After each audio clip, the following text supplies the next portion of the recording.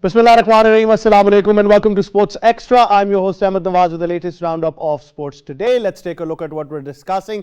The hype is on because it's the PSL draft that is underway at Lahore, and there are a lot of picks that are making headlines right now. But just in the recent of development, you can watch the draft live on the test series that starts from tomorrow, and Pakistan are geared up. They've announced their playing 11 as well, and to our surprise, things have finally settled down now. As the batting combinations that we highlighted remain the same. But if you talk about the bowling, that is something that I did mention the other day, that I was predicting that maybe Fahim Ashraf and Amir Jamal might get a go together as well. But then again, they wanted to play Khurram Shehzad. That was also on the cards, and they go with Salman Ali Agha as the lone spin option, probably because they want to strengthen their batting chances. That does mean that they're a bit skeptical about the batters that they're carrying. But how effective is that going to be, considering the pitch? They've seen it, it's a lush green track. So I think if they wanted a handful of overs for the spinners, so I think that was probably a safe option that they've gone with. So we'll discuss that in detail. And also Shan Masood had about 10 to 15 minutes of press talk outside the stadium as well. So we'll talk about that. And of course, Australia's playing 11 is also there to be seen, and we'll talk all about that in detail. Then of course we move on and we discuss some more particular things in detail. Pakistan under 19 team is on a great roll. They've now made it to the semis. They've beaten Afghanistan in the next encounter of the Asia Cup, and it's been absolutely superb. Clinical performances, and we're seeing, I think, a lot of consistent performers in the under 19 circuit. So we'll talk about them in detail and explore all the opportunities that are there. Then of course we talk about hockey, where Pakistan have been knocked out of the Junior World Cup. They were beaten by Spain 4-2. They were leading 1-0 till the first and second quarter, but then they conceded 4 goals and could only score back 1. Disappointing end to a team that was doing exceptionally well. But then again, I think they should be proud of themselves. They did all they can, but they need to explore and focus. The brand of hockey that Spain played to beat them is something that we have been struggling against when we talk about that fast-paced hockey in the last 2 quarters. So we're going to talk about that. How are we going to tackle that issue for Pakistan hockey, because that difference has really troubled us in the past as well. Then we talk about a big match that is coming up. It's an exhibition game, of course, but I think organizers have been able to pull this up. Once again, you'll see Ronaldo versus Messi all over again. Al Nassr is going to be taking on Miami FC in an exhibition encounter, and I think it's just going to be the fact that Ronaldo up against Messi all over again is going to be making world headlines and attracting a lot of people and promoting not the cause of football, but the stardom that has existed in this realm for many years now. So we'll talk about that, and then of course talk about European football, where Manchester United have been knocked out. They were beaten by Bayern Munich in the Champions League, so we'll talk about that in detail as well. Of course, and before we begin and before I introduce the guest, I've got something very particular to talk about. Let's just take a look at that and then we come back. I won't say much. I don't need to. But what I do want is for everyone who did get offended somehow is to ask yourself these questions. Is freedom not for everyone? Are all lives not equal? To me personally, it doesn't matter what race, religion, or culture you are. But let's be honest about it. If me saying all lives are equal has resulted in people being offended to the point where they're calling me up and telling me off, well, isn't that the bigger problem? These people obviously don't believe in what I've written. And it's not just a handful of people. You'd be shocked about how many feel this way.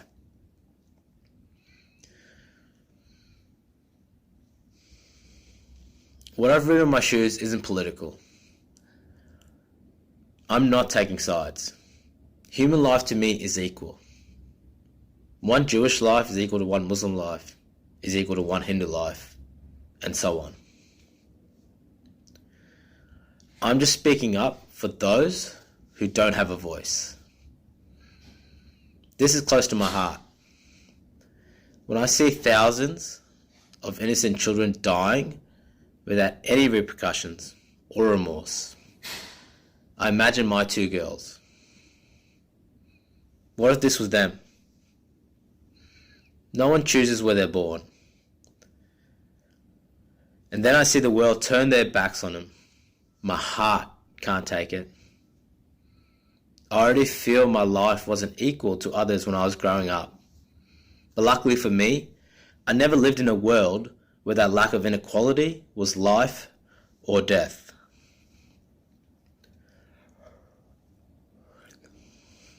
The ICC have told me that I can't wear my shoes on field because they believe it's a political statement under their guidelines. I don't believe it is so. It's a humanitarian appeal.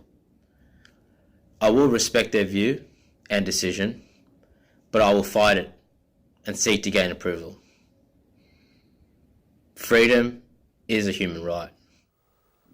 And there you have it. I think Usman is one of those individuals who has always spoken up front, a thorough character. And when it comes to, I think, this Palestinian cause, it is something that all of us share. I think you have to be human to actually feel what the world is going through right now, and you really have to be human to raise a voice as well. And I think if you're not raising a voice, then God help you, because that is truly something that is unbearable. I mean, if just the thought of those children, whenever if any of us who have children, we see our children another way when we see the horrors coming from there as well due to the atrocities of the occupying forces of Israel. And I think the world is taking notice. People are raising voice. And Usman Khwaja, I think the ICC not allow obviously ICC becomes a sort of a political body as well at one point. So that is there as well. We'll be discussing about this in detail. Time now to introduce our guest. First of all, in studios joining us is first-class cricketer and cricket expert Kashif Majid. Assalamu alaikum. How are you, sir? Walaikum salam. Thank you. Kashif, how do you see this Usman's statement right now? Like I said, he's one of the vocal people we know, and of course, a very crucial part of the Australian side as well. And he takes a stand, and you could see that the emotions were surely there for Usman Khwaja. For Usman Khwaja, I just would like to say one word. He's a warrior because he was always there. When we talk about the humanitarian issues, he's just always there. And it's just not this cause. He talks sense in his cricket too. He talks sense in his words too. And this time around, he always being there. And now he talks sense, because when we talk about this issue, it's the basic humanity which we are talking about. It's just not the political thing. It's a basic humanity. And I wish him very best of luck. And I really thanks him, because he is that guy who always supported humanitarian causes whenever we talk about it. So thank you, Usman Khwaja, for being our voice, for being voice in the Australia, and being voice for all of those who love. Absolutely. I think we've seen this in the past as well, when certain cricketers have tried to raise a voice on an issue of global concern, especially if you talk about the genocide against the Kashmiris or the Palestinian people. It has been something that has been suppressed by certain world bodies, and I think that is something that we are truly feeling the brunt of over here as well, that we understand that players have got a right to express themselves, and they've got every right to do so as well. And I think it's just sad the way things have been unfolding as well. Also joining us on Sports Extra is cricket expert Mahmood Hassan. Assalamu alaikum, Mahmood. How are you? Walaikum assalam. I'm fine. Mahmood, this is not the first time Usman has raised a voice for a genuine cause. He's done that before as well. And like I said, you have to be a human being to understand what's going around in the world. Like we have seen that Usman Khwaja is like just the Kashif mentioned that he's a warrior, and he not only highlights this matter, but recently when the Stark analyzed, he highlights the David Warner. At that time, he also raised voice for David Warner, and today we have seen how Usman have shown humanity, how he has shown that humanity is more important than any other matter. And the way Usman has shown, we have shown that morality, humanity, ethically, humanity is very important. So in this way, I must say again, big hand for Usman Khwaja, and the way he highlight the matter, he has clearly shown that for him personally, humanity is more important than any other matter. Absolutely, humanity does come first. Also joining us is sports expert Malik Usman. Assalamu alaikum. How are you, sir? Walaikum assalam. I'm doing well. Right, Usman, one of the vocal cricketers, Usman Khwaja. But even if I talk about sportsmen as well around the world, he's raised about issues certainly targeting a specific segment of society in the past as well. And once again, I think all of those 2.5 minutes were purely emotional of what he was saying, and you can realize the pain he's going through right now. Certainly, there was nothing glamorous about it. He was not sponsoring any product or something of that sort, or he wasn't branding or himself as a cricketer. it's a human cause, it's a serious cause, and everybody's talking about it. Somebody of his stature using his position to highlight such an issue is kudos to him, and he has taken this issue to his heart. It was not verbosity, it was the words coming out of his heart.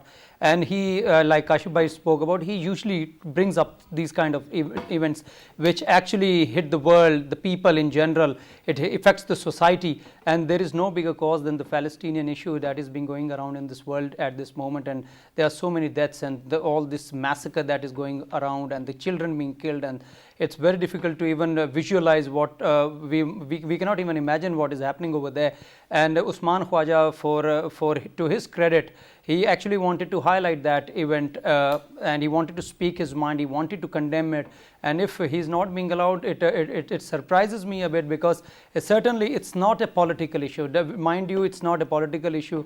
Ahmad Nawaz, if you remember, when we were speaking about our inverted comma man of the match of the World Cup final 2023, even he raised the issue of the Palestine, and it was all over the social media, it was all over the televisions, social media everywhere.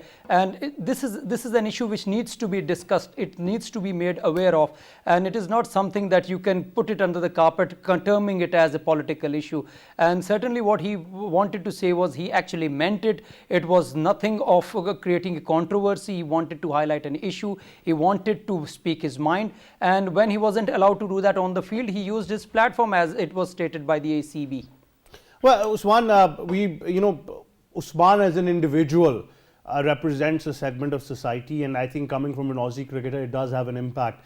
Elsewhere, we've seen some of the major developments as well. Puma also ended their sponsorship with the Israeli team as well. So, certain segments, be it individuals or entities, know that they can make a difference in whatever capacity they can. Certainly, that is the issue. That is why I said that using his position as a famous cricketer and an Australian cricketer, whose words actually mean a lot to not just the world of cricket, but the sports in general and global level as well.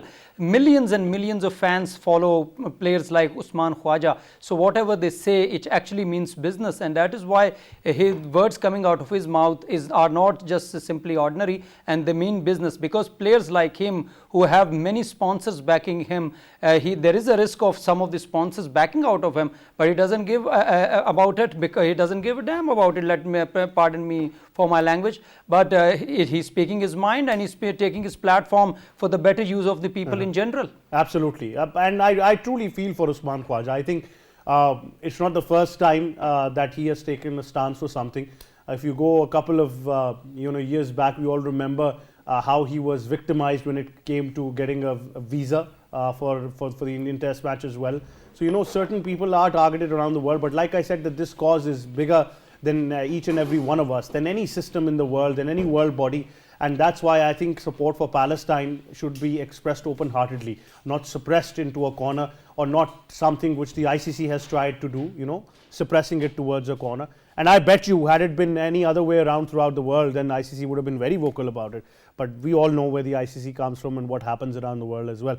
That being said, now, of course, we also got to discuss the PSL draft that is underway. And there are certain picks that we were just talking about as well. Just recently, Noor Ahmed has gone to Peshawar Zalmi. And of course, Karen Pollard has been picked by Karachi. Senior cricket expert, somebody who's got all the insight about the PSL, and not just the PSL, but she's also a fan of the real format of the game that we will be talking about. Leena Moin Aziz. Assalamu alaikum, how are you? Walaikum salam, Ahmad, and assalamu alaikum to everyone else in the studio. Well, great to have you, and I think it's a big moment where on the eve of a test match and the draft of PSL is also happening. But right now, how do you see some of these major developments that have been taking place, and also Shan Masood gets to be captain for Karachi, and Karachi have just picked Karen Pollard in their platinum category. How are you seeing all of this? The PSL draft is always a very, very interesting scenario.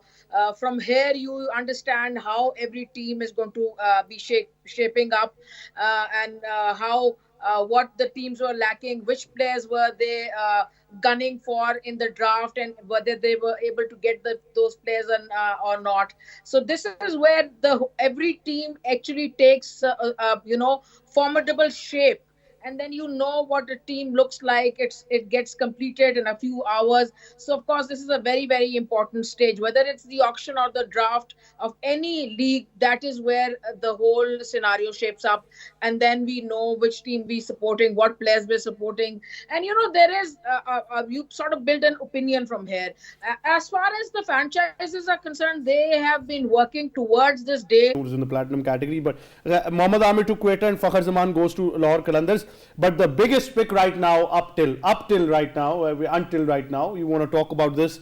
Rassi van der Dusen joins Lahore Qalandars in their platinum pick. Usman, this is one pick that I'm truly interested about in this PSL. Oh, they are working on their batting lineup now.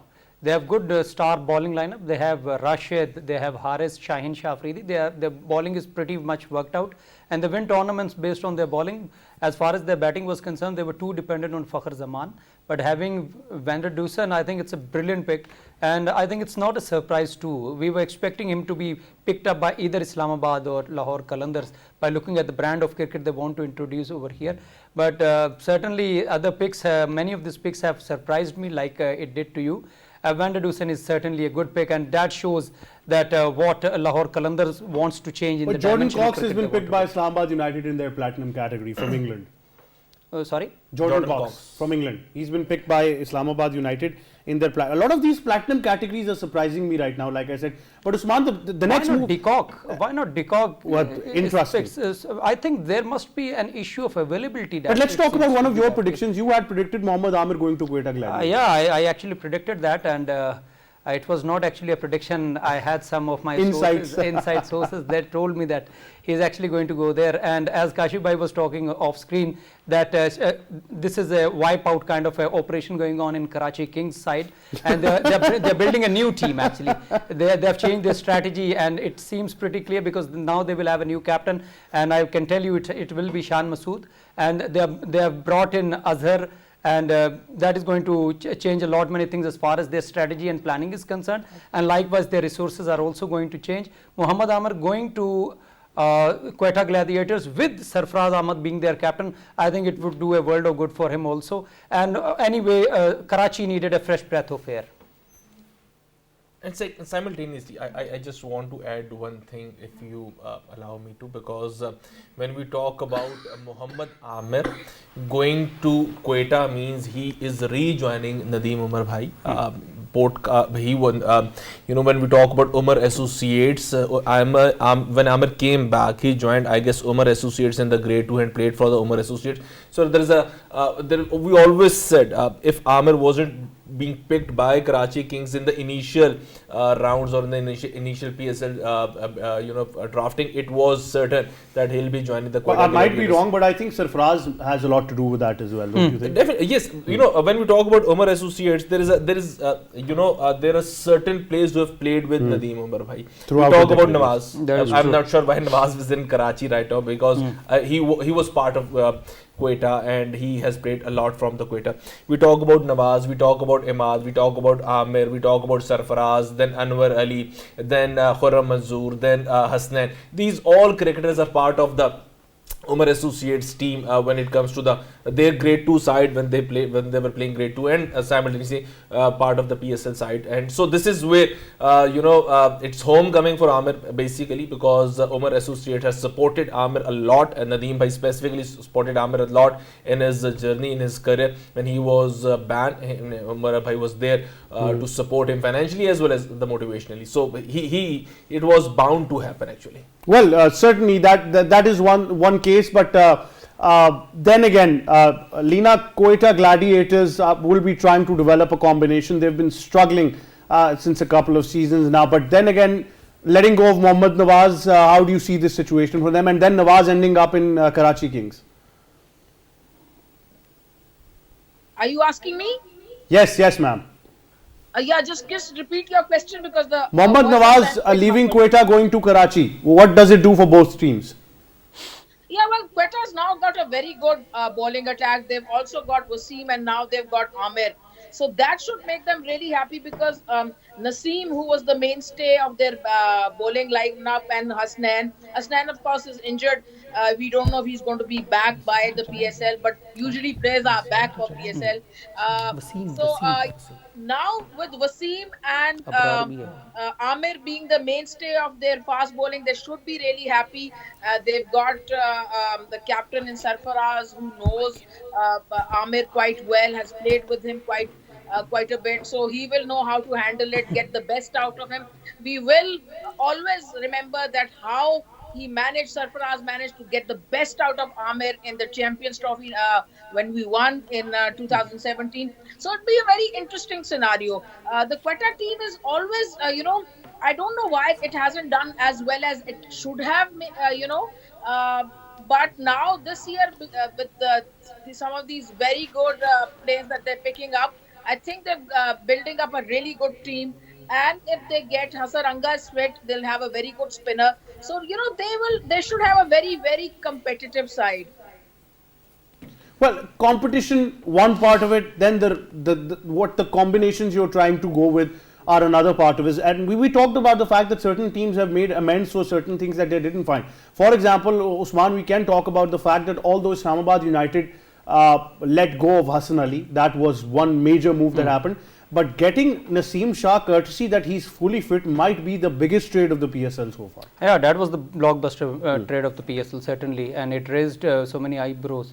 And because actually everybody wanted Naseem Shah, they wanted a piece of him, and Karachi was after him, Multan Sultan and Islamabad United, and at the end of the day, Islamabad was the winner, and that could be one of the reasons that Islamabad United, which was much more renowned for their swashbuckling batting, now have a well-proven superstar fast bowler who can actually have a change of pace and is a quality T20 bowler, is then proven in international level as well. He has not been so good in PSL, but internationally he has been absolutely brilliant.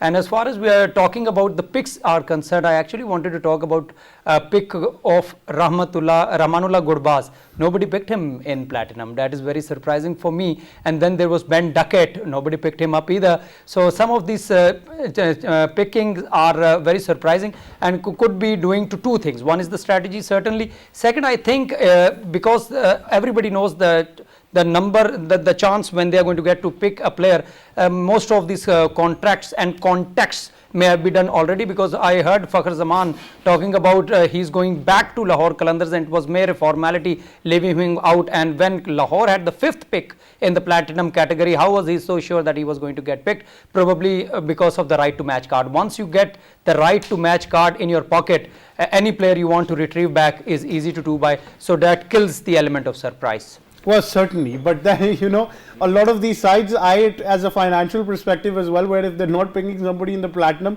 then they automatically, that's why they wait for categories to change as well. So I think they have to be very smart in what, because obviously if you look at certain trades that where some sides wanted 2 platinum picks to go initially, they knew that they can get the top players then required. Some tend to leave some of their players.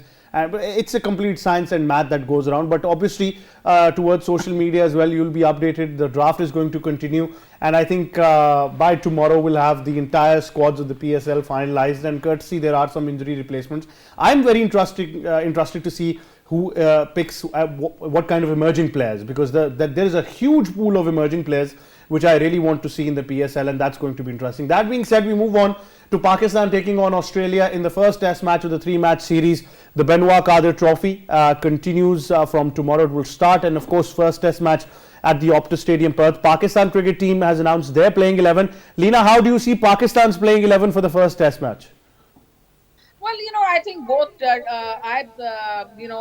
It is important to pick the right 11, but it's even more important that that right 11 plays to their potential and delivers. So only tomorrow will we know how these players are playing.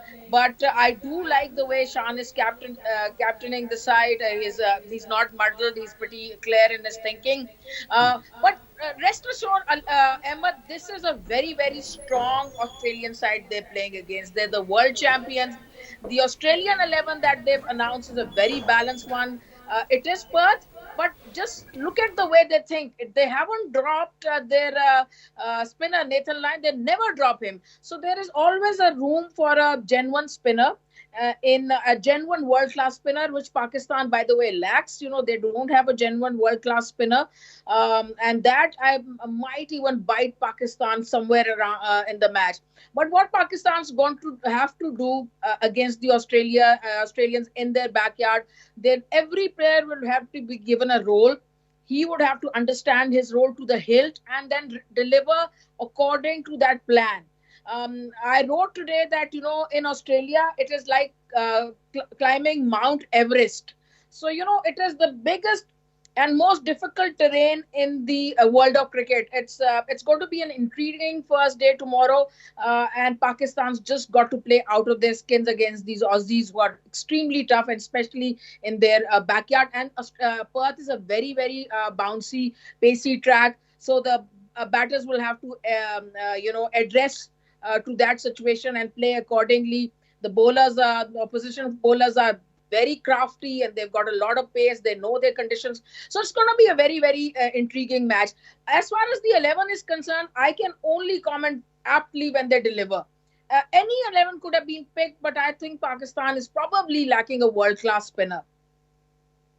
I also mentioned that we've been so focused on the batting, the combination of the playing 11, that one thing we're missing out is how do our fast bowlers utilize that new ball up front. That first session is going to be very important. Yeah, absolutely. I mean, the wicket is going to be fresh. It's going to have some pace, and Pakistan are bowling first. Then the pacers have got to keep pitching in the right areas. You cannot get overexcited by just looking at the green pitch, which has got some pace and bounce. You still, end of the day, you still got to pitch in the right areas, the corridor of uncertainty. You got to keep pitching there and get the batsmen playing and get those edges. And the one thing that we hardly ever talk about is the fielding. I mean, we talk a lot about the bowling and the fielding. Our bowlers are going to create chances. Edges are going to be, their edges. They're going to extract the edges out from the Aussie bats. But the fielding has to be good. Mostly it's the fielding and the catches which create the pressure in places like Australia. So if you catch well, you can still dominate the Australian side in Australia. I've been saying, you've got to follow the Indian template and be courageous, brave, follow your plan and just have that self-belief that you can win in Australia against Australia. But then you have to get your skill set. The bowlers, the batters, the fielders have to get their skill set in order. Well, I think out of all, my mind is still focused on the test match, simultaneously on the draft as well. I've just been told that Asif Ali goes to Peshawar Zalmi, if I'm not wrong. Yes, I think that's happened. Yes, so Asif Ali has ended up in Peshawar Zalmi. That's another big move right now that we're seeing. So the draft is going to continue simultaneously. It's going to be playing havoc with our minds as well. But Usman is playing 11 particularly. I think a lot of things need to be put into perspective now, and they're very comfortable going with a fairly new bowling attack. I think that one pick that we can see in between that, then Shaheen Shah Afridi and Fahim Ashraf are going to have that responsibility of being the senior campaigners. Actually, I was very disappointed by looking at the playing 11. That is my opinion. You people may differ, because I think this is a team that is not been put into this test match to win the test match, but at most to draw the test match. Because this bowling lineup is extremely inexperienced and they are relying too much on Shaheen Shah Afridi and on his experience. Two of them are bowling all-rounders, and one of them is a newbie as a fast bowler, and a spinner is a part-time spinner. So you have a batting lineup up till 9, and 10th is Shaheen Shah Afridi, and only Khurram Shahzad is the one, I think he's mugged with the bat actually. So if you're relying too much on your batting lineup, if it's a batting paradise, that's the only way you are going to draw this game. But if this pitch has a lot more, not just a bit, lot more for the faster bowlers, only then there is a chance that this bowling lineup can skittle out Australia at least once. I'm not so sure they're going to even skittle Australia out even once. This bowling lineup doesn't have that pace to outrun the Australians. Secondly, if you are thinking about the edges, as Ma'am Leena was talking about, that you have to hit the corridor of uncertainty, that fourth stump, fifth stump line. But even if you are going to get edges, you are going to rely too much on your slip fielders and the wicket keeper. And we have the better wicket keeper sitting out of the playing 11. Sarfraz was put into this team for his good batting form supposedly, and his batting wicket keeping form is not out of this world. So I am at my wits end by looking at this playing 11. It has surprised me a lot. Let's hope they deliver, and they have, the management has something in their mind which they have to execute, and I hope they execute that. Right, Kashif, Khurram Shahzad, Amir Jamal are debuting in a test match tomorrow. How exciting is this, first of all? And then overall, when you look at this playing 11, I think a lot of the selection has to do with what pitch Pakistan are going to be playing at. Most importantly, Ahmed, other than pitch, I am thinking that most probably they have told themselves this bowling lineup is the one who have played domestic cricket recently and a bulk of domestic cricket recently. Because when we talk about Hassan Ali, he wasn't just there for Pakistan in the domestic arena and wasn't playing that much of cricket. When we talk about Fahim Ashraf, he was playing consistently. So does Amir Jamal and so does Khurram Shahzad. So most probably they were thinking that they wanted some bowlers, and primarily the fast bowlers, to go for the longer spells, to stay fit throughout the test match and deliver if they can. This is, I agree to some extent with Usman Bhai, because when we talk about the skill set of these bowlers and the debut we are giving them in Australia, in Perth, that can add to the pressure and the nerves. But simultaneously, these are the one guys who have played domestic cricket in bulk, and they've been doing this 4-day, 5-day matches in a very peculiar manner. So I just think of this point, that this is why they've been part of this final 11. Right, we've got a crowd question now. We always focus on the questions that are sent to us, particularly by Mr. Sabir Kalhoro, cricket expert and analyst. And Sabir says that what should be the approach of Saud Shakil to attack or block Australian fast bowlers, because he is known to play spinners in the middle order. Yes, Kashif. For Saud Shakil, okay, fine. Saud Shakil is never been an attacking option. He has played his cricket according to the merit, and he has got the strokes. And yes, everybody talk about Saud Shakil being an expert to play spin, and we know for one thing, have seen domestic Saud Shakil play in the domestic arena. He is quite good against the fast bowler, though, because he is the one guy who plays the ball very late, and he relies on the pace of the bowler just to drag them and just to play his shots towards the third man area, towards the point area, and he's got a very good strong pull shot too, and a good lever of the ball. So when we combine all those things, primarily he was selected for the India tour because he was doing good in the Sri Lanka, but that doesn't necessarily mean that he cannot play against the fast bowler. He's a very good pick too. Yes, for Agha Salman, it will be a tough task, but when we compare Agha Salman's bowling with Noman Ali's bowling, the only difference we have got is the change of the arm. He's a right armer, and he's a left armer, and that is it. So for me, considering the fact the options we have got, most probably this is the safest option when it comes to the final 11. I agree with the Usman Bhai when it comes to Sarfraz decision. So Sabir says, thank you, Kashif, my bottom three partner. So, we all know where that's coming from. But like I said, that it's going to be an interesting morning. But it's always exciting when Test cricket returns. I think most of us are fans of Test cricket, and we're going to be enjoying seeing Test cricket on display. That now brings us to the Pakistan under-19 team, who have been performing exceptionally well in the Junior Asia Cup being held in Kuala Lumpur. And after beating India, I think in their next encounter against Afghanistan, they were clinical once again, and they've now made it towards the semis. And like I mentioned, Leena, it's great to see that now we're seeing some consistent performers from the under-19 circuit. And obviously when you've got consistency at this level, the important question is, how do they transcend that transformation towards the senior side? Yeah, well, we've in the past also we've had some very good players at this under-19 level, and also in the last few matches we've seen some very good players. And it's an excellent question, Ahmed, when you ask me that how do you transform these cricketers into playing for the senior side and making a name for themselves and their country at international level? Well, this question is should be best asked to the Pakistan Cricket Board, because the thing is that they are the ones who are responsible to make these excellent cricketers who showcase their talent. And so many of them over the years have showcased their talent at this under 19 level, but then most of them vanish. We don't even hear their names. Whereas in other countries, and I don't want to be too critical, but then the thing is, you have to speak the truth.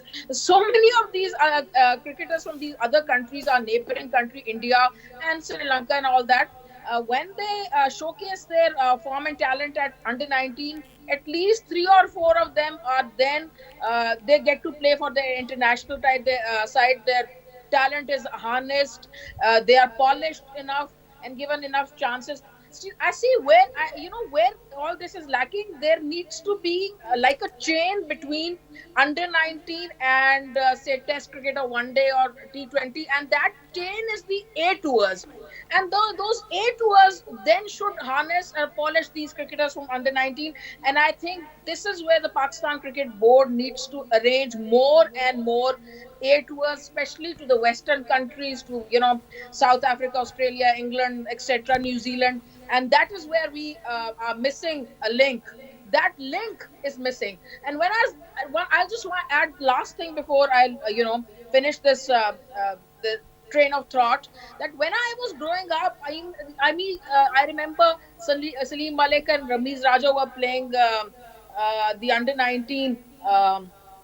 They were, one of them was the captain. We had other teams from Australia, England visit Pakistan and play test matches, and those test matches were televised live on television. So those players then got to play for Pakistan, but also the under 19 itself, tours of under 19 have to be arranged. They constantly need to be playing against other countries, and then the A tours, these under 19.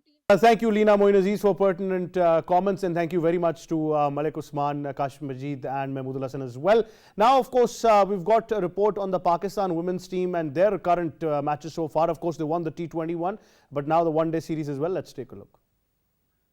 New Zealand women cricket team started the one-day international series against Pakistan with a victory by a huge margin of 131 runs. In the first match of the three-match ODI series played in Queenstown, the host Kiwis batted first and scored 365 runs for the loss of 4 wickets in allotted overs. Suzie Bates played a handy innings of 108 runs, while Bernadine and Amalia Kerr played impressive innings of 86 and 83 runs respectively. For Pakistan, Fatma Sana, Nasra Sidhu and Umme Hania claimed 1 wicket each. Chasing the target of 366 runs, the entire green shirts collapsed on 234 runs. Sidra Amin, brilliant innings of 105 runs also went in vain. More, Muniba Ali played an innings of 44 runs. Bismar Maroof and Alia Riaz scored 14 runs each. For Kiwis, Amalia Kerr claimed 3 wickets for the host team. Suzie Bates was declared the player of the match.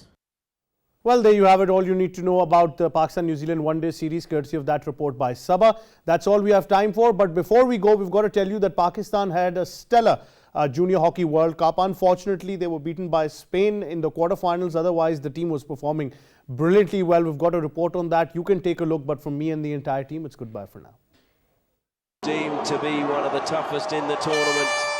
Pakistan was knocked out by 4-2 in the main competition, while Spain progressed to the semi-final. During the quarter-final match, securing an early lead courtesy of captain Hanan Shahid goal, the national side failed to defend against Spain's counter-attack. The Spanish team made a strong comeback in the third quarter, netting 3 goals via penalty corner and 1 field goal to bring the score 4-1 in their favour. This was a great advantage played by the umpire, and it was good interplay from Per Ahmed, finished off by SP. Pakistan qualified for the quarterfinals after leaving their third game in the group stage by 1-1 against Belgium. Pakistan also drew 3-3 against the Netherlands while winning against New Zealand by 4-0 in the group stage. Pakistan will face Australia in the 5th-8th place classification match on December 14. A win in that match will secure a place in the top 6 standings of the tournament, while a loss will place the Green Shirts in the 7th-8th placement.